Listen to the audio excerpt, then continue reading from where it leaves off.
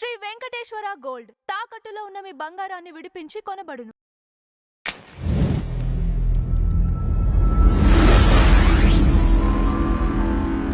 నమస్తే సార్. నమస్తే అండి.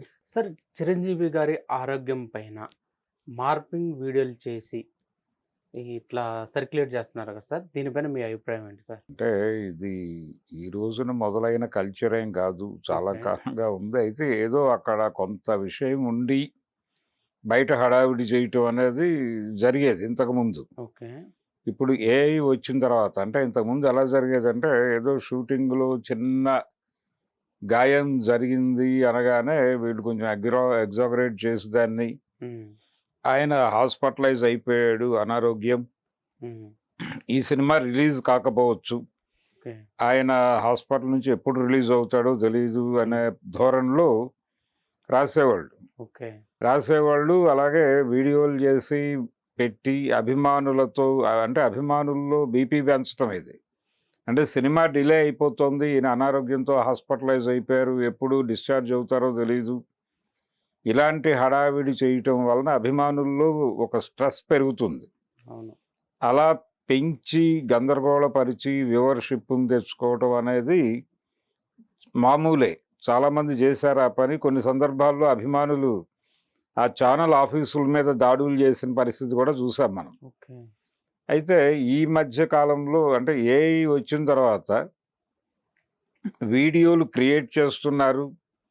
మార్ఫింగ్ టెక్నాలజీ అంటే గతంలో కంటే కూడా చాలా అడ్వాన్స్ అయింది టెక్నికల్గా. ఉమ్, నిజమే అని భ్రమింపజేసే లెవెల్ వీడియోలు, ఆ లెవెల్ ఫోటోలు తయారు చేస్తున్నారు.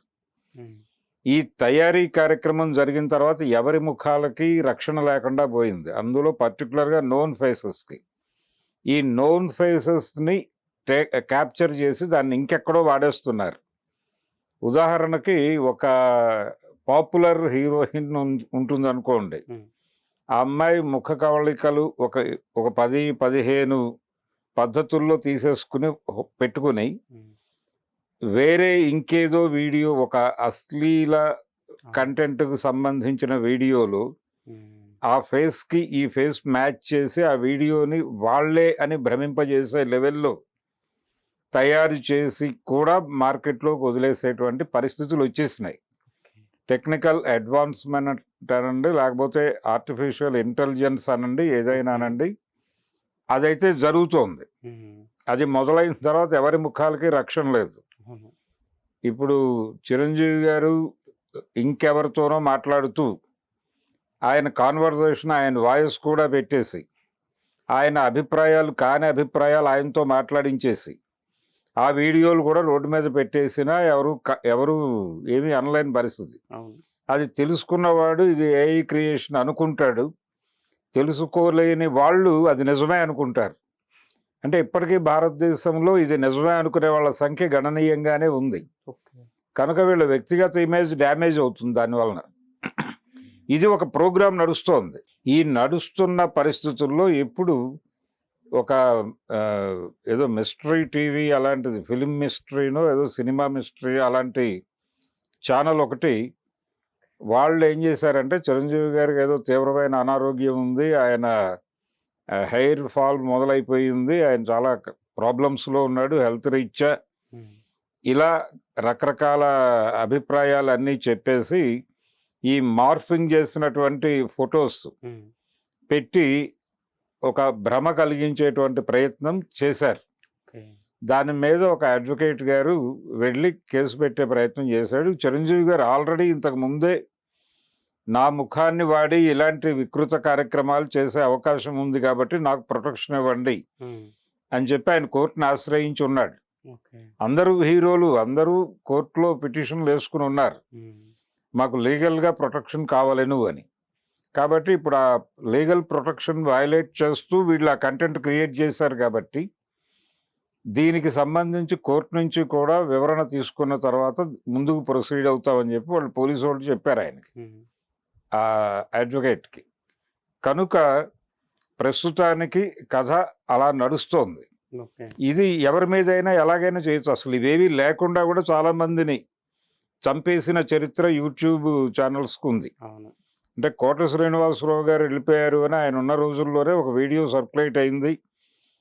అది పోలీసులు చూసి కోట శ్రీనివాసరావు గారు వెళ్ళిపోయారు అంటే బహుశా సెలబ్రిటీస్ అందరూ అక్కడికి వెళ్తారు, అక్కడ భద్రతా ఏర్పాట్లు ఎలా ఉన్నాయో అని చెప్పి వీళ్ళ ఆందోళన పడి లోకల్ స్టేషన్ పోలీసులు అక్కడికి వెళ్ళిపోయారు ఆయన ఇంటికి. వెళ్ళి వీళ్ళు కాలింగ్ బెల్ నొక్కితే ఆయనే డోర్ ఓపెన్ చేశాడు. ఇదేమిటి అంటే, ఏదో విన్నామండి వార్త, అందుకని ఇక్కడ బందోబస్తు ఎలా ఉందో చూద్దామని వచ్చామని చెప్పేసి వాళ్ళు కంగారు పడి వెళ్ళిపోయారు. ఆయన తర్వాత ఒక వీడియో చేసి పెట్టాడు, నేనున్నాను, నన్ను దయచేసి ఇంకా అప్పుడే పంపించకండి అని చెప్పి ఆయన ఒక వీడియో చేసి సోషల్ మీడియాలో పెట్టాల్సి వచ్చింది. అలాగే ఊహ గారికి శ్రీకాంత్ గారికి డివోర్స్ అయిపోయింది అని కూడా ఒక వీడియో సర్క్యులేట్ అయింది.